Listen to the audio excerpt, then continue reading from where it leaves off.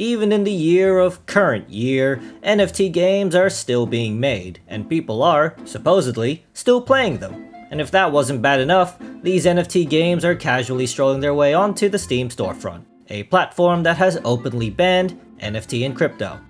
Hey there, and welcome to the 5th episode of I Play All of the NFT games on Steam, so you don't have to.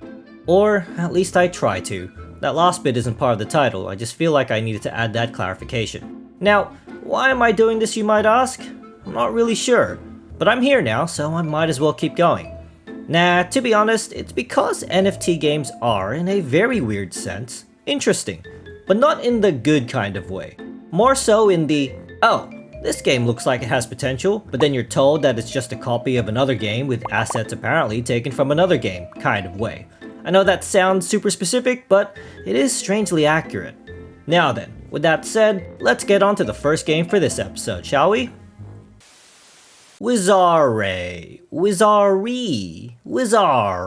is a turn-based multiplayer game where you build a team of wizards and spells and fight against others. It looks like it takes a lot of, let's just say inspiration from the Worms series. I'll give it to them though, Worms is a pretty decent game to copy from, and I don't really see many other games dabbling in that sort of gameplay. The only other game I could think of is Shellshock Live. So maybe Wizarre can do something interesting with the formula. Wizarre sits on a positive review score with 22 reviews, and has the prestige of being one of the very few NFT games that is not in early access, having fully released on the 5th of April 2024. On SteamDB, Wizarre sits on an all-time peak of 20 shortly after release, and has a 24-hour peak of 1, with no one playing right now. I sure hope this game has bots, otherwise it'll be yet another dead online multiplayer game. Now that's all fine and dandy. This could still be an okay game, but of course we need to remember that this is an NFT game. So, how does NFTs ruin this one? Well, by their own admission, NFTs in this game are basically just pay to win. I know, shocker, right? On their white paper, scrolling to the NFT section, they fully admit that non-NFT apprentice wizards have reduced power, but with a small fee, you can turn them into the more powerful NFT wizards. Land, which is apparently used for summoning, are purely NFTs and are limited to 25,000 overall. And yet they state that their goal is to let every player fully experience all game features? How's that gonna work? You literally put a hard player limit on that. Anyways, they further go on to say that most land are of normal quality, and the most serious of gamers will be interested in only the highest quality land because, and I quote, they give more power to their wizards. In other words, it's purely pay to win. Now, in order to create a wizard through summoning, which they for some reason refer to as breeding, you would need 1 NFT land, 2 NFT wizards, and a small fee of SCRL, their crypto token, which, let's have a look, is currently doing as expected. Gotta love needing an additional number to denote just how many zeros there are in your worthless currency. Anyways, back to the pay to win, you got loot boxes, renting, and a marketplace, which we'll take a look at shortly. But before that, I wanted to show you this table located under money circulation, because I just love that they somehow expect even the most casual of players to spend some money, and with professional players expected to spend a lot of money on only the best wizards and lands. I'm assuming by professional here they actually mean whales. I mean, they definitely have confidence in their game, I'll give them that. But what makes this especially crazy to me is that they have 2 additional categories for investors and speculators, 2 subsets of people that are expected to buy into these NFTs but have absolutely zero intentions of even playing the damn game. So what? They're just gonna be holding actual limited game resources hostage? What the fuck is even the point in that? How does that benefit the actual players in any way? This is the type of crap you'll only ever see in NFT games. It's truly fascinating, kind of like watching a train wreck. You just can't look away. Alright, that's enough of that. Let's quickly check out their pay-to-win marketplace. On their website, you can find their marketplace where you can buy an assortment of randomly generated wizards, enchantments, and land. I'll give them this, the wizards look kinda fun. Although, now that I take a closer look, it is just a blatant copy of the Worms style, with the whole limbs not being connected to the body type thing. In fact, I think they are just worms, just stood up. Huh. You know what, I'm gonna take that back. Bad Wizarre, no praise for you. Anyways, the most expensive item here is the creatively named Wizard number 423, sitting at 25 million scroll, which currently translates to 155 AUD, which is about 3.5 copies of Worms WMD at full price, or about 24 copies on sale. I'll let you decide which has more worth, but just know there is a correct answer, and it isn't the NFT. Now then, let's play Wizarre. Immediately we get a pop-up telling us that Season 2 has ended, and that the next season kicks off in just 2 weeks on November 15. Huh, didn't realize it was November already. How time flies. Anyways, closing that, we have the main menu with all of the totally not copied from Worms wizards. Clicking around, we see that they have an in-game currency, V-Scroll, which is totally not Scroll, their crypto token, that we can earn by playing the game, which we can use in their in-game shop to buy cosmetics and loot balls. All V-Scroll obtained now will stay in your account. That's a weird thing to say, did it not before? Not that any of that matters, because there is no in-game shop. That's right, there's a tab for loot balls, an emote collection, leaderboards, game modes, but no shop. So already I'm seeing a major issue here. With no shop, there's no getting better stuff. You're essentially stuck with whatever the game gave you from the start. So this is essentially pointless. And by this I mean the actual game, not just the currency. But let's move on to the actual game itself. And I'm just gonna go straight to the point here. Wizarre is a bad game. It's a worse and watered down version of Worms. And not even the most recent iteration of Worms too, Worms WMD. No, I'm talking worse than Worms Armageddon, which is the first one I played by the way. Shout out to my older fans, please take care of your backs. A game that came out in 1999. Wizarre is sluggish, clunky, and boring. So much of the strategy and mechanics that make Worms fun is nowhere to be found here. But I will say at least something positive about the game, and that is every wizard, has a mana capacity, and each spell costs a certain amount of mana. So you can cast multiple spells in a single turn, which is a cool idea. Also, you can continue moving even after you attack, all the way until the timer hits 0. This is both a good thing and a bad thing, but we'll get to that. And that's about the only good thing I can say about Wizarre. I would praise the art style, but it is just a blatant copy of the Worms style, so no credit for them there. Now then, let's talk about everything that makes this game bad. First off, let's talk about the movement. In Worms, your figurative worm feet are planted solely on the ground. You have a jump and a backflip that you can use to get past certain obstacles and get to a higher ground. But the jumps themselves don't go crazy high. In order to scale large distances, you would need to instead use a finite resource like jetpacks or a grappling hook. But since resources are shared between all your worms, you really need to think about how and when you'll use it. Also, fall too high of a distance and you take fall damage. So you need to be careful, as taking any form of damage during your turn will immediately end it. But you can use it to your advantage to deal additional damage to others by knocking them off a ledge. Yeah, none of that exists in Wizarre. Instead, you're given infinite jetpacks. That's right, they just gave everyone infinite jetpacks, and looking at the dubious quality of this game, it's probably because they couldn't be bothered animating or implementing a jump button. Now, technically, there is a small penalty to using the jetpack, which the game itself doesn't even tell you about, and honestly, I barely even noticed it. Instead, I found out afterwards when I read the store page again. Basically, the more you use the jetpack, the faster the timer counts down. And that's it. But it's not really a penalty at all, because 45 seconds is such a long time. It's honestly way too long. The maps are tiny, and since you can just fly with no risk of fall damage, which wouldn't matter anyway since taking damage doesn't end your turn, getting from one end of the map to another takes no time at all.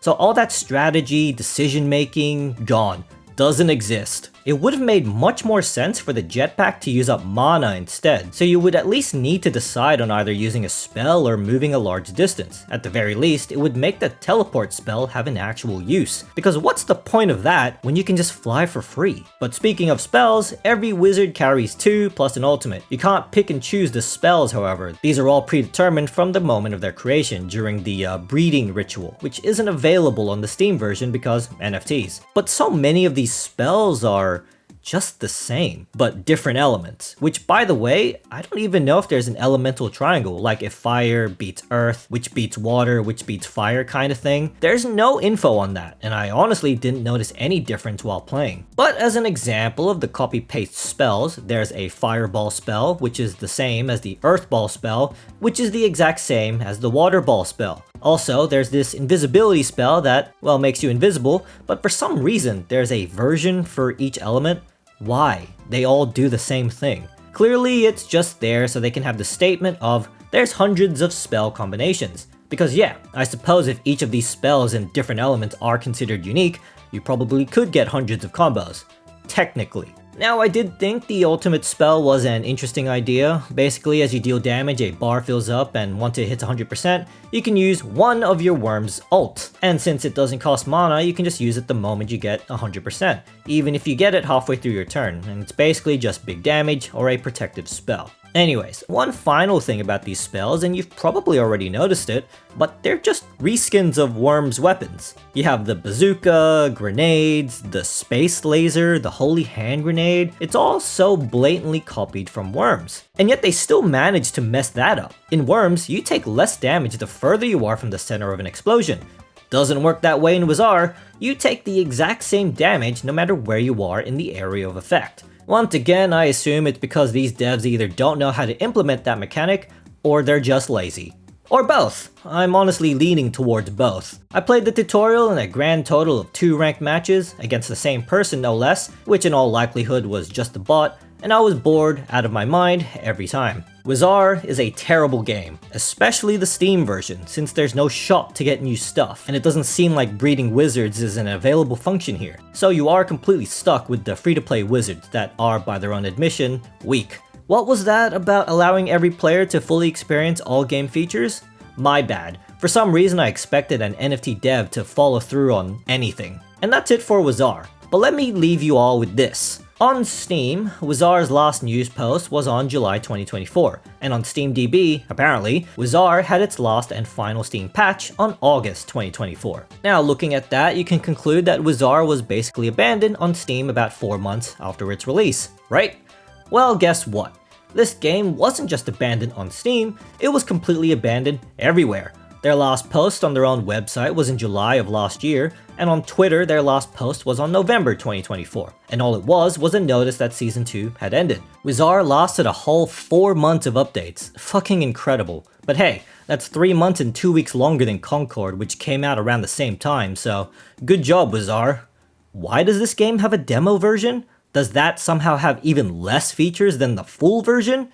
It already felt like a demo with how bare bones it was. This game sucks. Space Frontier is your generic gathering, crafting, and building type game, but unlike all of those other early access survival games, Space Frontier isn't out yet, and has zero indication of a release date. No updates, no news posts, nothing. But on the community tab, there was apparently a playtest near the end of 2023, but looking at these posts, I don't think it was well received. On top of that, apparently the devs were deleting even more posts talking about how broken the game was. So that's always a good sign, definitely nothing scummy going on around here. On the about section of the game, I'm gonna go ahead and assume these extremely choppy GIFs are representative of the current state of the game, which at this point, I'm not even sure if the game is even still in development. But let's pretend it was. What exactly can we expect from Space Frontier? What sets this survival game apart from all of the other hundreds of early access survival games? Well, you can pioneer your own planet, craft items, build your base, explore planet Arcadia, and meet NPCs. Ooh-wee! How exciting! Doesn't that just get you going? Space Frontier gets a 10 out of 10 on being the most generic and bland game I think I've ever seen.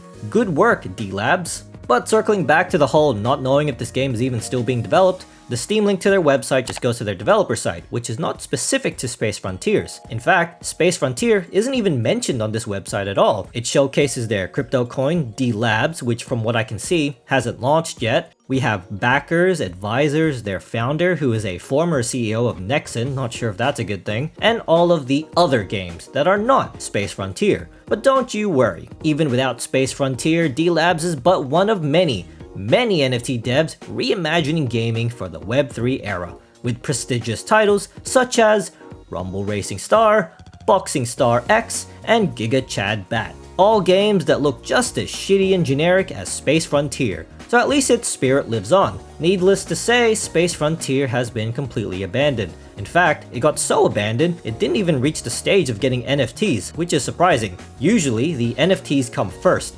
then the game. Space Frontier didn't even get to that part. So, rest in piss, generic space survival game number 789. We quite literally hardly knew you. Fusionist. Launch version. The New Beginning. Looks to be a grid-based, turn-based mecha PvP game, kinda like XCOM, but significantly more basic looking. Fusionist is an early access title that released fairly recently on the 29th of December 2024, and sits on Mixed, with less than half of the 44 reviews being positive. On SteamDB, Fusionist had a pretty respectable 974 peak player count, but almost immediately dropped the following week and hasn't recovered since, with no one playing it right now, with the 24-hour peak being 1. But there is a reason for this, other than it being yet another PvP NFT game. You see, according to this review, the Steam version for Fusionist was just a temporary closed beta, and after the closed beta period ended a week later, the Steam servers for it was just turned off. And that the only reason for this was to redirect people to its own client platform so you can interact with the only reason for this game's existence, which are the NFTs. So basically, the reason for the massive drop-off is because the game is no longer operational on Steam. But since the play button is still there, I'm gonna go try it out just to see if maybe at some point they turn the servers back on again. Although considering there hasn't been any reviews since January, I'm not gonna hold my breath. Now, just out of curiosity, I actually did try to play this game on their browser, but their browser link doesn't work. I tried it on Chrome, Firefox, and even Microsoft Edge, and nothing. So maybe the game just isn't out yet, and once it's ready, it'll get re-released on Steam. I'm not sure, because unless the Epic version is working, what exactly are they updating here? On Twitter, they constantly post patch notes for their game, but it's not even working on their own website. So what theoretical version are they updating? Who knows? But I will hand it to the Fusionist devs. They definitely tried their best to hide any and all mentions of NFT and crypto, at least on the surface. On the Steam page, they just refer to it as the exchange function, and on their website, not a single link to their NFT collections, which they have a lot of by the way, but we'll get to that. Or even their crypto coin, which I did find, and it's called Ace. It's not doing as bad as Scroll Token, but, well, I'm fairly certain that red line isn't exactly a good thing. Now, a funny thing I found out about this token is apparently, Ace token was, or is, under fire by South Korean prosecutors for having a price manipulation scheme. And this article is pretty recent too, just a little over 2 months ago. The basic gist of it is that there was this duo, Lee and Kang, who manipulated the price of the Ace token by placing limit buy orders at a higher than current market rate, while at the same time placing limit sell orders below market value. Because of this, the trades were executed unconditionally, which made it look like there was a lot more trade activity happening. I believe this is more commonly known as wash trading. I'm not entirely sure, someone can correct me on that. But because it was 2 people doing it instead of a single person, they were able to circumvent South Korea's Virtual Asset User Protection Act. I'm sure it's more complicated than that, but I'll link the article in the description for anyone interested. But yeah, basically, coin got manipulated and they made money. Not entirely sure who Lee and Kang were, but at the very least, I don't think they were employees of Fusionist or anything. So hey, at least Fusionist wasn't at fault here. But they are at fault for having a metric shit ton of NFTs.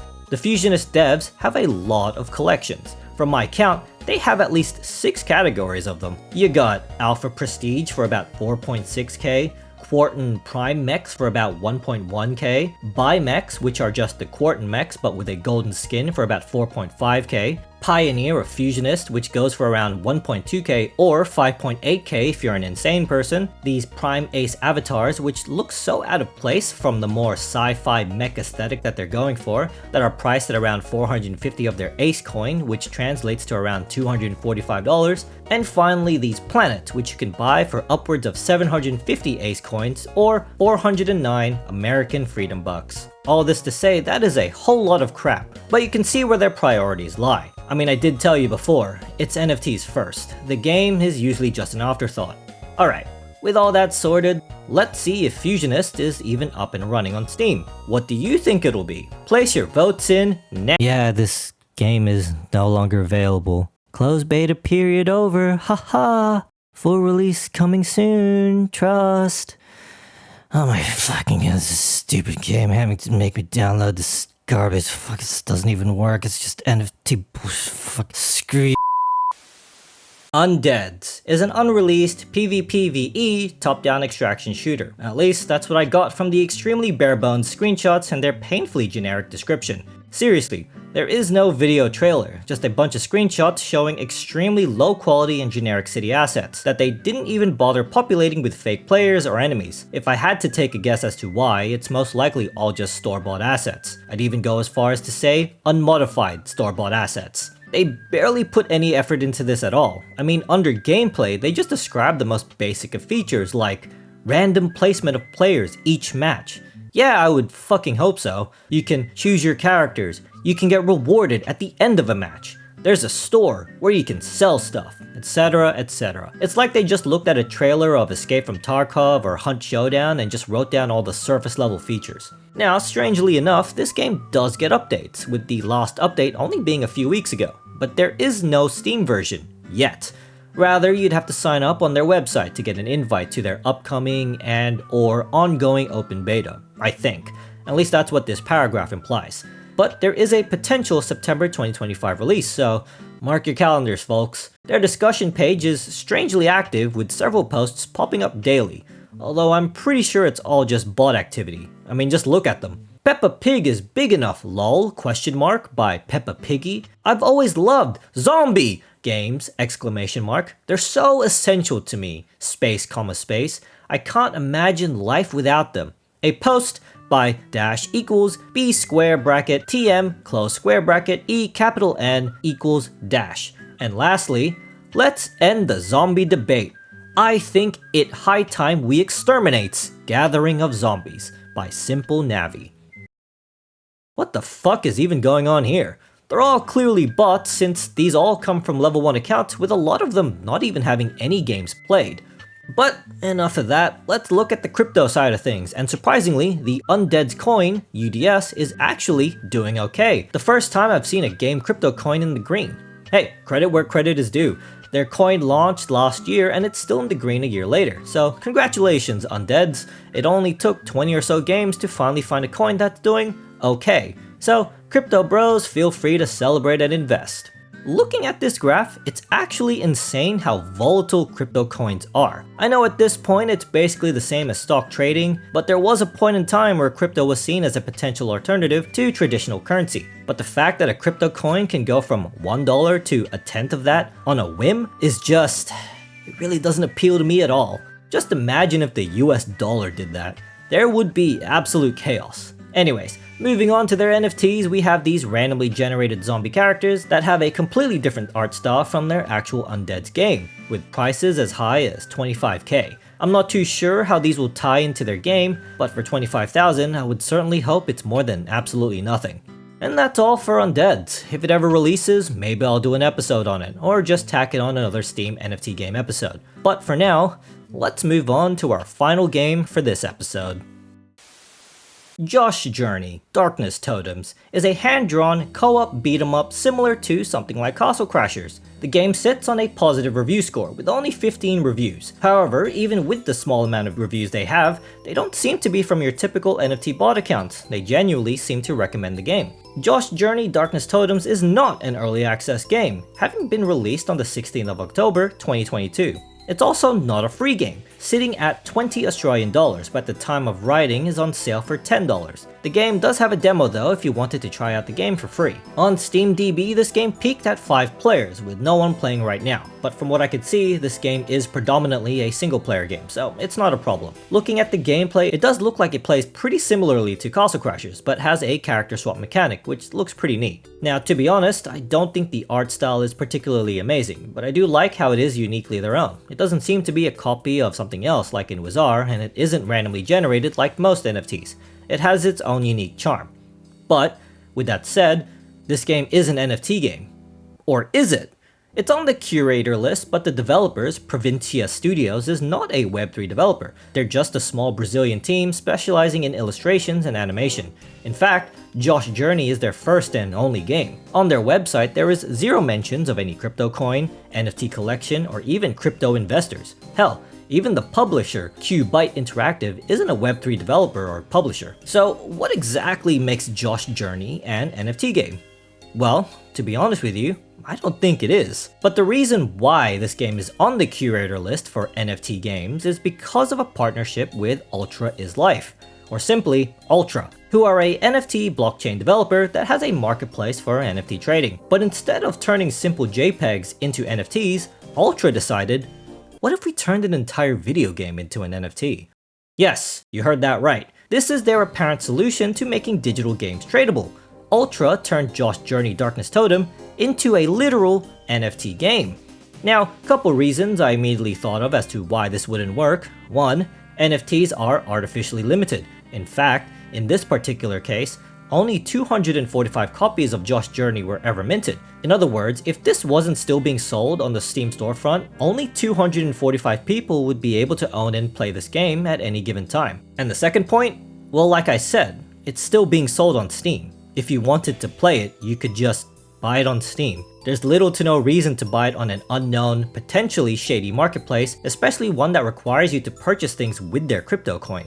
Now don't get me wrong, the idea of being able to trade digital games does sound pretty cool. You know, once you're done with it, you can sell or trade your copy to someone else like how you're able to do with physical copies.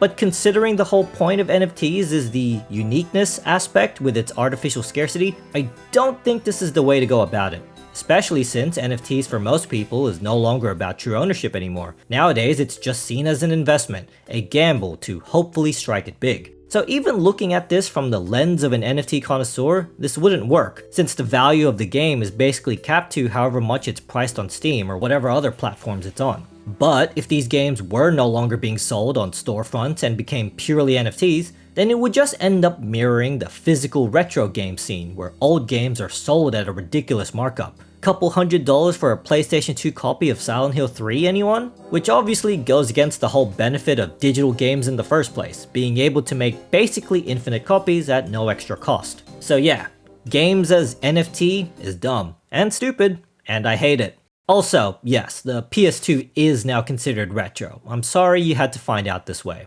Anyway, sorry for the tangent, but this is the only reason why Josh Journey is on the list, because of this partnership. Which, by the way, happened a year after the game's release. These NFTs were created in December of 2023. Josh Journey came out in 2022, so this game, I assume, wasn't actually built with NFTs and crypto in mind. Look, I really want to give these indie devs the benefit of the doubt here. Maybe they just didn't understand what NFTs were, and just agreed to it because I assumed they got a decent offer from Ultra. They didn't give them the IP rights or anything, after all, it's still being sold on Steam. I know that's not a good excuse, you should always look into what you're signing up for, but I don't know. Maybe I am being too generous here, maybe I'm wrong about everything. I just want to believe these indie devs weren't trying to scam people, and were instead just trying to recoup some development costs. But with all that said, since I honestly don't believe this game should be considered an NFT game, should I still play it? Yeah, I'm gonna still play it. Mainly because it'll make a nice comparison to all of the soulless garbage NFT games I've looked at so far. We'll be able to see the difference between all of them and this game, something that was made to be an actual video game created by a small indie studio. Alright. Let's play Josh Journey Darkness Totem. When you launch the game, you get given a cutscene featuring art stills that give you context to the story. Josh Journey doesn't have any voice acting, so this is essentially what the cutscenes are like. Then, to the main menu. It's clean and simple, all the while the main theme plays.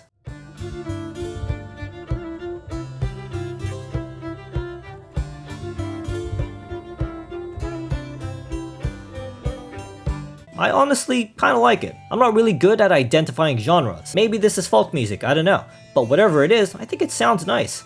It also has lyrics.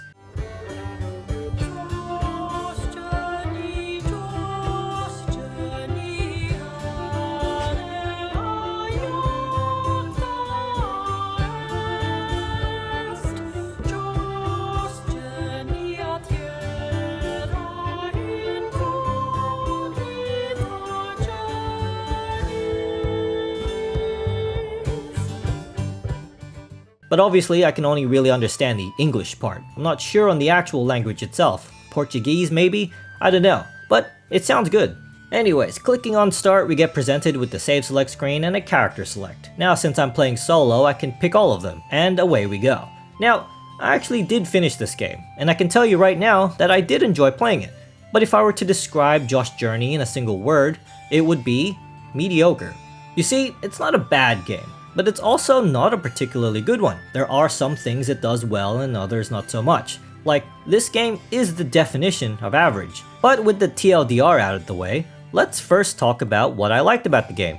First off, the art and music. Before I said that the art style didn't look that amazing. Well, I still stand by that. It honestly grew on me over time. It's not the most highest of quality, the characters look pretty simple, but the vistas, backgrounds, color palette, and variety of monster designs honestly looked great. Hell, even the cutscenes, which are just these stills, were pretty charming. It gave the characters personalities, and honestly, I smiled while watching them. The animations were also well done. It all looks pretty smooth. I liked all the small details they put into it too. Take for example Melina. She has an ability where when she dashes, she leaves a little ice clone, and when you dash again, the first clone melts into water and evaporates. Or when you're low on health, you look more tired. When you purify an NPC, they have a little animation.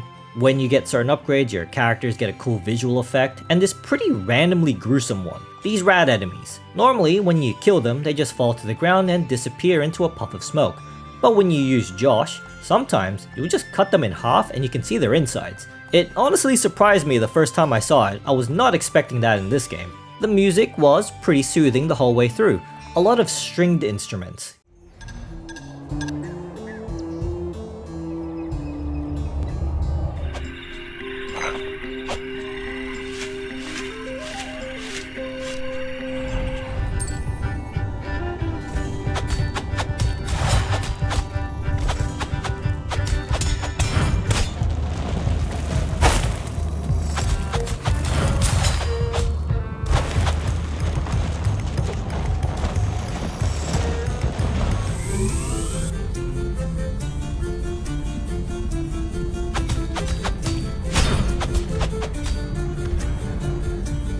Couldn't tell you which ones there were, but it was pleasant. The only critique, if you can even call it that, is that it never really picks up during the combat encounters. For example, the bosses. It doesn't really have that level of urgency that the world is in danger.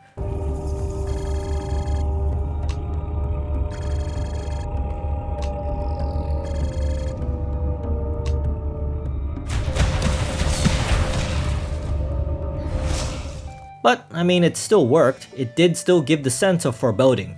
But yeah, music, art, and animations, all good. Next up, the gameplay. It felt pretty good to play. It's responsive, there's no lag between attacks, and even at the end of a combo, you can almost immediately keep going. So you could juggle enemies for a while if you're good enough. Every character has normal attacks, heavy attacks, abilities, and an ultimate. You can pretty much combo into them with very little restriction. Abilities though need to build up this meter in order to use them. Now I don't know if it's different in co-op, but in solo the meter is shared, although it builds up pretty quickly from what I could see. Ultimates though need a special item to be able to activate, and you can find them in chests around the world, but you can carry it over between levels. Switching characters is fast and easy to do, although there isn't a mechanic where you can switch mid-combo and continue it on another character, so that's a shame. But speaking of the characters though, they all play fairly differently from each other.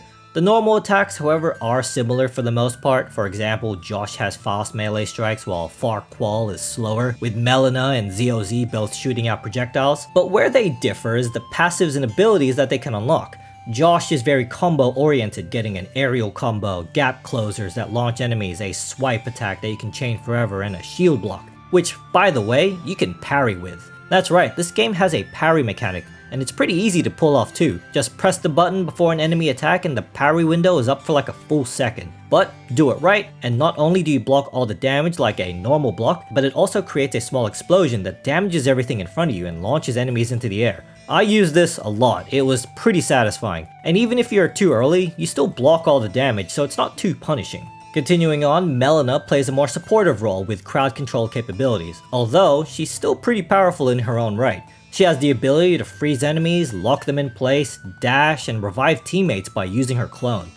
Farquaad is a heavy hitter that does a lot of damage and can create a stone spike wall that can do pretty funny things like infinitely juggle enemies if you do it right. He can charge, pull enemies towards him, and has a passive where if he gets hit, he generates meter. And finally, ZOZ, a robot that's a glass cannon of sorts. ZOZ can summon turrets, mines, bombs, create a teleporter on the spot where if you press the button again, you instantly go back to it no matter where you are. It has my favorite ultimate, which just absolutely decimates bosses. And all these abilities can be unlocked by buying them in the store with currency that you get by killing enemies or rescuing NPCs. I honestly found myself playing all of them, although Josh was probably my most used. There's also a decent amount of enemies in this game, with each having different attacks and mechanics. They slowly get introduced with each level, with some of them being specific to a particular level, which is a nice touch. It never felt too repetitive, there was a good amount of variety there. Now, you might be wondering, wow, Josh Journey sounds great. How is this game mediocre? Well, let's now talk about what makes this game not so good. First off, let's start with some technical issues. For some reason, this game did not like having my microphone plugged in. There was no audio at all when I launched this game. It took a while to figure it out, but I had to unplug my microphone to get the sound working. This issue is probably just specific to me, but if there's anyone that gets this game and has the same issue, that's how I fixed it. And the second issue. For some reason, at least in the first few areas, the audio mixing would just randomly mess up and the sound effects would become much quieter than the music. I don't know why this happens. It's not game breaking by any means, but it was pretty annoying. And honestly, that's it for the tech side. The performance was overall fine, no frame drops or crashes or anything, so that's good. But the main problem I have with Josh Journey is that it's short. Like, it's really short. According to Steam, my playtime was around 2.6 hours, and that's including trying to deal with the audio issues and getting some extra footage for this video. If I just did a single playthrough and I didn't have any problems, I probably could have finished it in under 2 hours and refunded the game. Not that I would have though, since I actually enjoyed the game and have way more respect for this game than any NFT game so far. But unfortunately, there's not much replayability for this game. There's no collectibles or secrets or a hard mode. Hell, you can buy every character ability in a single playthrough without ever redoing a level. And speaking of that, there isn't much character customization or progression at all. There's no leveling or stats, no equipment or accessories, it's just the abilities. Which is fine, they are fun abilities, but there's really not much there. This also means that the amount of damage you do is the same in the beginning of the game as it is in the end, while enemy damage increases, albeit not by much. The areas are extremely linear and fairly short. Each stage is probably only a couple minutes long. But I will say I really like how you can see the entirety of a level in the stage select map with this diorama perspective. It's really cool. They reuse the same mini-boss encounter like 4 times, which is just this eyeball that spawns enemies, and then once you beat the ads you can get a couple hits in on the eye, rinse and repeat. The hitboxes and shadows aren't aligned properly, which made some platforming sections hard to gauge, and it also made some flying enemies really hard to hit. Many of the boss encounters just kept spawning ads, which I imagine would be fine in co-op, but for solo play it was more frustrating than anything. The story is a neutral point. It wasn't anything amazing, a typical save the world story. It was enough to string you along, and I do appreciate the cutscenes though. But yeah, those are my main issues and why I think this game is just overall mediocre, even though I enjoyed it. Especially when you compare this to Castle Crashers, a game that came out in 2008 on Xbox Live Arcade. Anyone remember that platform? It's old, but it has so much more content, polish, and replayability than Josh Journey. I mean, according to Steam, my playtime on Castle Crashers is 7.5 hours, and I only did a single playthrough because I had already played the Xbox version for way more. Now I get it. They can coexist as games, and maybe I'm being too harsh on Josh Journey, but remember what I said earlier. Josh Journey's base price is 20 Australian dollars. Castle Crashers is $21.50. It's only $1.50 more. Not only that, but Castle Crashers goes down to $2.15 on sale, while Josh Journey goes down to at most $7. Look, ultimately it's the price tag I have an issue with. I would gladly pay 5 or 6 Australian dollars for Josh Journey, since I did like it, and I paid just a little bit more at $10, which was fine, I suppose, but I definitely wouldn't recommend it at that price. It's just really expensive for how much it's offering. But yeah, Josh Journey, it was fun, and it has its issues, but don't get me wrong. I would rather pay for this game several-fold than any NFT game out there. In fact, while I think this game is just average compared to other normal games, if I were to compare this to the NFT games I've played so far, Josh Journey is leagues ahead.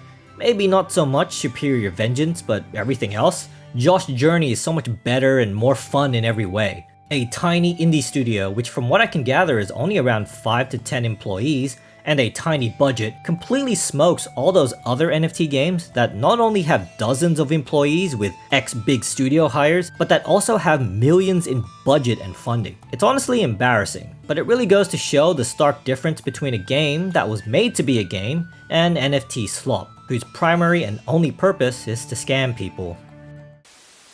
And that is one abandoned ripoff, one that is no longer operational with a full release coming soon, TM, and a game that you've probably never heard of. That one goes out to any of my OG viewers, all 5 of you, that unfortunately had to suffer through my earlier videos. Yeah, I'm real sorry about that, but thanks for sticking with me after all this time. You'd better savor it though, because you're probably not getting another episode in that series for a while. So make do with Josh Journey Darkness Totems. It technically counts as an episode in that series. Anyways, that's the end of the video. I hope you enjoyed it. Leave a like and a sub if you did, and I'll catch you on the next one. See ya!